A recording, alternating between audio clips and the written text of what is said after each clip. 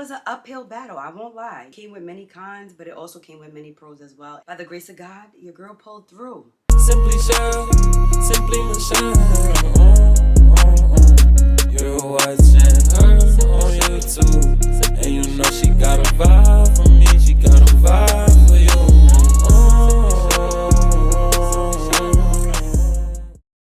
Hey guys, welcome back to my channel. It's your girl Michelle. If you clicked on this video, then you already know what we're going to be talking about. I wanted to give you guys a 6-month update. I know I'm a little late, better late than never. So if you guys have been watching me for a while, I did have to have a total hysterectomy back in March 21st of this year. If you want to know a little bit more as to why I had to have the surgery and more of like my symptoms, make sure that you check those videos out. I'll link them in the description or probably put one right here or here. But we're gonna jump right into it. Before I get into it, if you like these type of videos, make sure you subscribe, or if you just like what you see, hit that subscribe button. Also, don't forget to shop my store, Satins by Shell, so you can get your hands on a satin bonnet or a do-rag, fellas. The link will be in the description as well. Before I get into this video, let me just say how strong us women are. Women are resilient.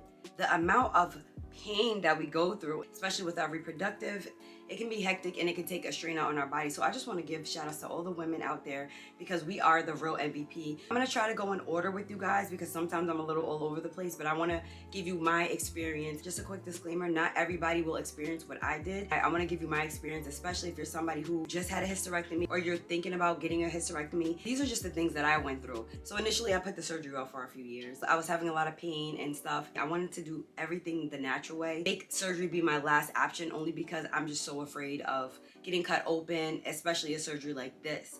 But it got to the point where I just couldn't live. My regular quality of life was affected. So here we are, I had to go get the surgery. 72 hours before my surgery, that's when the emotions started to kick in for me. It didn't hit me until I was preparing to take medication, and when they called me for the pre-op and so on and so forth, and I was packing my bag for the hospital, that's when it started to really get real that this was something that I was going to have to do and my life was going to change forever. I think what made me feel emotional was that I wasn't going to be able to have any more children. Now granted, I have 3 beautiful children, but knowing that that option is not there for me, it hurt. And it made me feel a little bit of sadness because for me, knowing that I would no longer be able to reproduce if I wanted to, that's what really bothered me the most. But I had to choose my health over anything. I will say my emotions did kick in right before the surgery. Crazy thing is, the day of my surgery, my menstrual started. I was in excruciating pain. So let me just tell you, those emotions that I felt about being sad, they went out the window. All I wanted was relief. I was just ready to get it done and get it over with.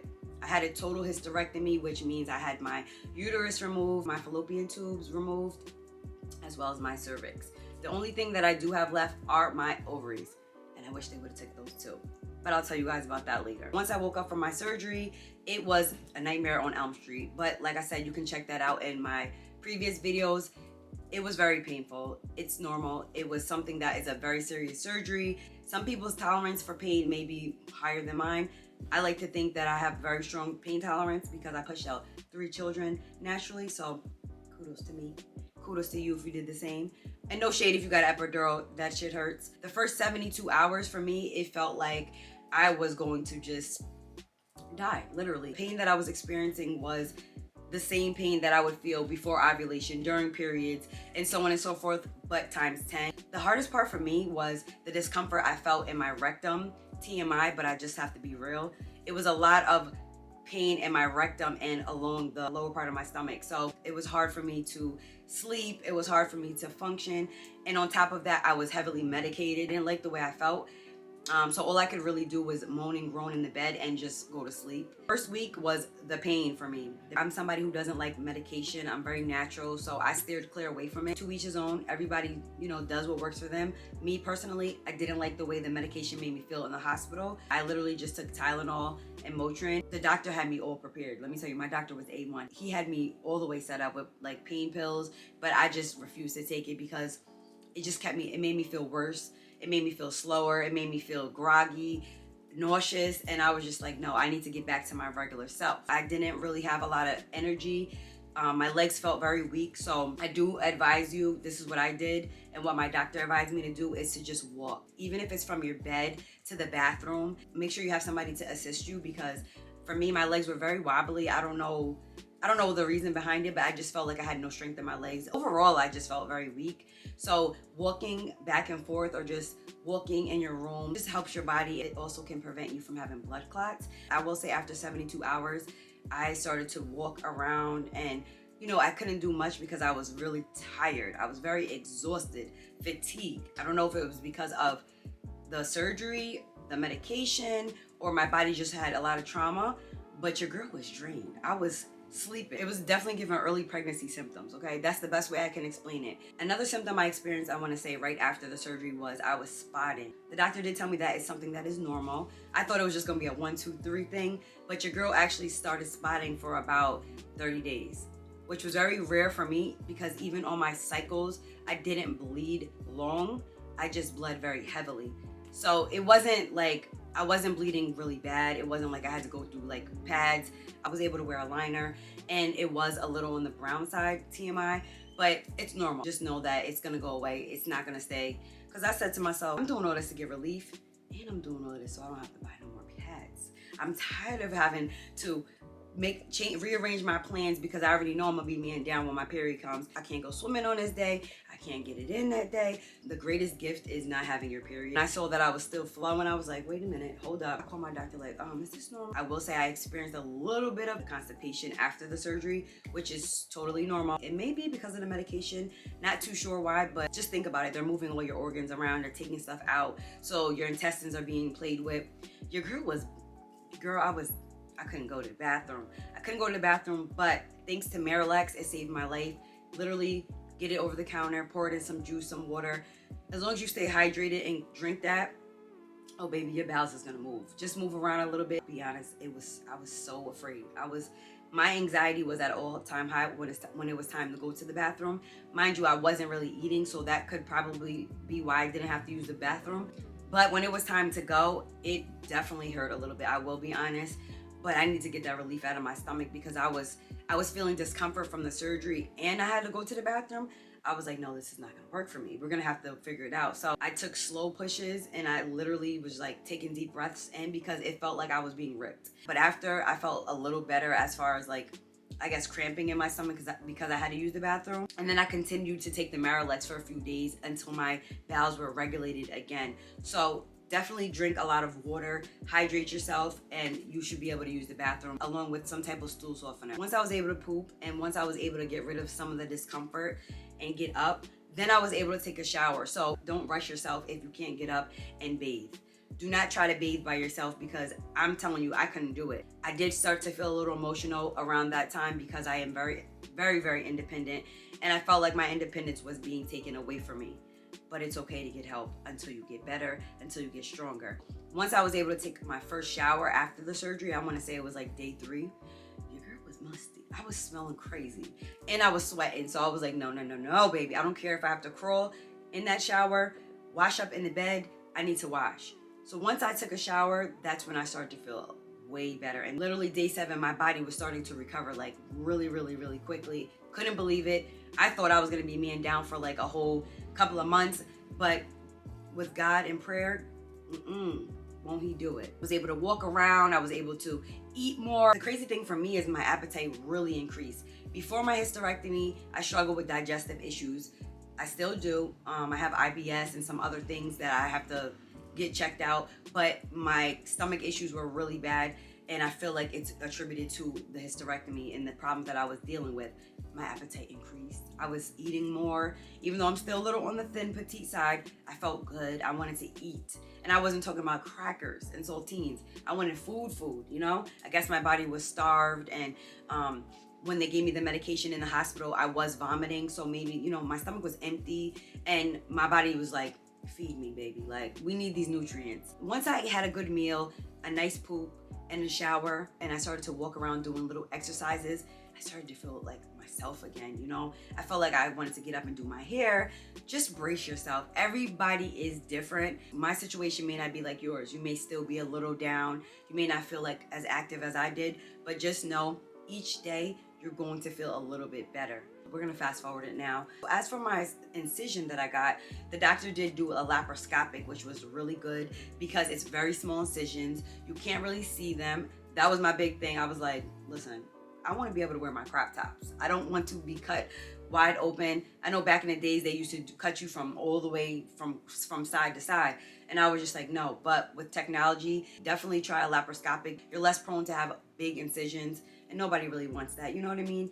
But if you have to do it, you have to do it. My doctor did a phenomenal job. He cut me right where I had my appendix out, so I already had surgery previously, so he kind of went in and opened those scars up again so that I wouldn't have extra, and that was really good. You could barely see it. I went on to using like, I think it's like Mederma cream, aloe vera, the actual plant, and just like cocoa butter. You know, whatever natural remedies, just try to like rub it on your incisions. That's only when the doctor is able to take the bandages off. I had to keep my bandages on for about, I think 4 weeks. I think he wanted to see me in 4 weeks. I don't want to say the wrong date, 4 weeks or 6 weeks. I had to go back and see him just to make sure I was healing okay. And that's when he took off my bandages and he said they were healing beautifully. My stitches basically dissolved. I didn't feel anything. I will say that I did still feel a little bit of twinges, aches, and pains here and there, but I was just like, wow, I feel different. I feel lighter. Touched down where my uterus was, and I was like, wow, it feels empty. Like I literally could feel nothing there. And obviously your organs will start to fill in the gaps of where your uterus was taken out, but I used to be able to feel like a rock in my stomach because my uterus was so enlarged that it was just bulging. It was bulging out. My stomach would literally look like it was pregnant. Around the time that my menstrual is supposed to come, I will say I do experience a little bit of discomfort again, not in the uterus, but in the ovaries. I'm a little worried in this sense because I was having cysts on my ovaries, more so on my right side. Those little cysts want to come pop up every so often, and those babies hurt, okay? On the time of my period, which I know was like clockwork, my period was always like clockwork. My periods were never late or off. They were literally like a day before or a day after. So I can always tell when I'm gonna ovulate. Being that I do still have my ovaries, I do still ovulate and I do still feel discomfort in my ovaries. I said to my doctor, if you're gonna do this, take it all out because we know what the end result is gonna be. I don't wanna have to come back years later and get the ovaries removed.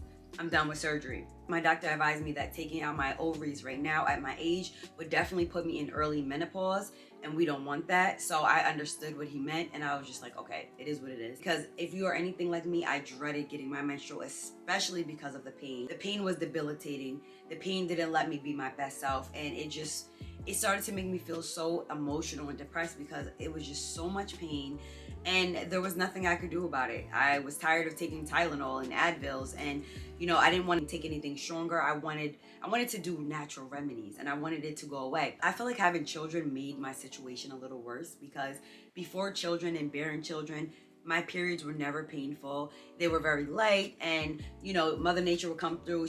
I'd clear myself out and keep it moving. So after my children, my first daughter, that's when I noticed my periods were heavier and the pain started. Here we are. So I know you guys probably want to know, how is my sex life? How is my romantic life? Do I still feel, you know, that feeling? For me, my drive definitely has diminished, maybe because my lifestyle is so hectic. I don't think that it doesn't work because I know she works, but it is a little less than before. Even before, it wasn't as high because I wasn't dealing with pain. You're being intimate, you're feeling pain, it's no fun. I didn't want to deal with any type of situation that was gonna make my pain worse. But I will say that it is a little lower now.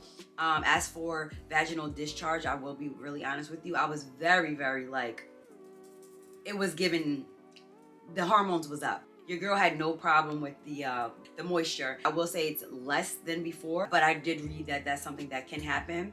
But I will say I am able to turn up if I need to. Still do get a little emotional around the time that my menstrual is gonna start. I always was emotional. I would go from being irritated, so moody, to the point where I couldn't stand myself, to feeling so sad. And then I was just like, I need chocolate. It would go from eating sweets to going to eating sour. Like I had to balance it out. So I'd eat a Hershey bar and then I would crave pickles, like as if I was still pregnant. I don't know. That's just the way my body was. I don't crave that anymore. I'll feel sad for maybe for a day, and then I'll just bounce right back. What else did I notice? The only thing that I did notice is that I'm a little more tired than normal. It could be because I'm overworked. I'm a mother. So, or if it's just from the surgery, maybe I'm lacking some vitamins. Definitely make sure that if you're feeling a little tired, you go check with your doctor. The only thing that I will say for me now that I experienced before this, and I'm experiencing a little bit more now, which is a bit uncomfortable, is I'm having night sweats. I was trying to mark it and jot it down. It's coming usually before my menstrual or during my period process. The same thing would happen to me when I used to have my menstrual cycle. So I wake up 2 or 3 times in the night. My clothes are severely wet. The whole bed is hot. Like I had a heated blanket there, but I'm freezing. So I have to get up, my sleep is broken, and I have to change my clothes because I'm freezing. I don't know if that's because my hormones, I have too much hormones or not enough. I think it was a hot flash maybe twice in the 6-month span. I was randomly just in my room and I just felt like my face was getting super hot. Like my face was in an oven. And mind you, I was sitting down, I wasn't working out, I wasn't doing anything, and I was just like, oh my God. Like I started feeling wet, sweat in the back of my hair. I was like, what in the hell? Oh no. I will not claim this. I'm still young. I'm in my prime. You know, that was short-lived. I definitely understand what my mom was saying and other people who have been through hot flashes and menopause. I didn't understand it. I thought they were just being dramatic, but no, it's a real thing. Like one thing I did experience that I don't like, that is a little uncomfortable, is I urinate more than I've ever urinated in my life, okay? Waking up more often and throughout the night to have to use the bathroom, even when I'm not drinking anything. So I was like, okay, maybe I'm drinking too late before I go to sleep. Why am I, let me cut that out. No, it doesn't make a difference. Even throughout the day, of course I try to stay hydrated, but I've never been somebody who always use the bathroom like that. Like I can literally go a long stretch without using it. No, baby, this bladder be like, no, we got to go, okay? And it's a strong sensation. I thought I was experiencing like a UTI or something, constant urge of having to use the bathroom, but no, I was cleared for that. I don't know what happened or if this just happens with some women, but that's the only con about after having my surgery is constant urination. I'd rather take the urination than the other one. But it is a little uncomfortable because even when I'm out and about, I'm like, oh God, I gotta go pee. Like I'm always making sure I go pee before I leave the house. And I find myself having to go pee when I'm out and about, and I'm just not with public bathrooms. Overall, I will say that I feel so much better. This was one of the best decisions that I could have ever made for myself. Although I prolonged it, I'm glad that, God spoke through me and told me that this was gonna be the best decision for me because it saved my life. I'm able to function better. I'm able to go out more. I don't have to be laid down in the bed and depressed. And so I say that to say it was life-changing because it's a big surgery, right? I'm still young. I did want to have more children in the future, but you have to put your health over anything at the end of the day. One thing I will say is make sure you get a second opinion. Don't just settle for one doctor. Get 2 opinions, hell, get 3, just to make sure they're all saying the same thing, and try to do other natural remedies before you have to go this route unless it's life-threatening. I understand how hard this can be, especially if you haven't had children yet. It's double emotions and it can really affect you mentally. So make sure that you're doing your homework. Don't just settle for any doctor that tells you, yeah, you need to do this. God has the final say so. I really hope that this video helped you out and gave you a little more insight. Again, your experience may be different from mine, but please feel free to comment down below.